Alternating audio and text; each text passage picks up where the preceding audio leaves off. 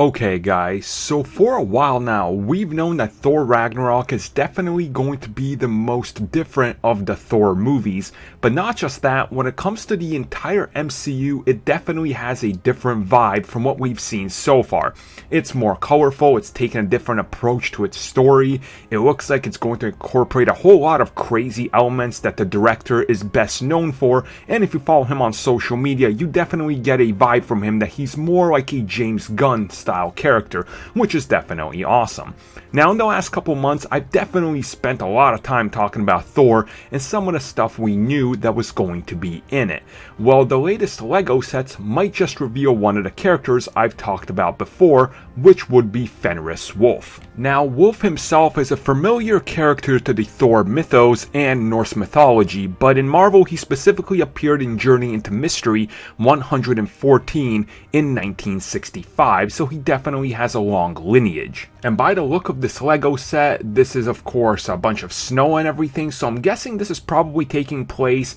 during the scene we see Hela where she's fighting Valkyrie and everything, so we can kind of pinpoint when this character might appear. Now, during the actual Ragnarok storyline, Thor actually unchains Fenris Wolf to help attack Asgard by, using some weapons that are informed by Surtur. Now, Surtur is actually going to be also in this film, so there's a lot of stuff lining up now that we kind of look at the broader picture of where, this movie might be heading in terms of referencing it to the actual comics and mythological storylines. And in the comics, he even has a pretty epic battle with the Warriors 3, so I'm wondering if that's going to play a role in this, as they're the ones to actually defeat him and chain him back up. Now, I also don't assume him as a main character or anything like that. I think he's going to be one of these villains that's just kind of there and he has his comic book lineage, but I don't think it's anything more than that. It's definitely not going to be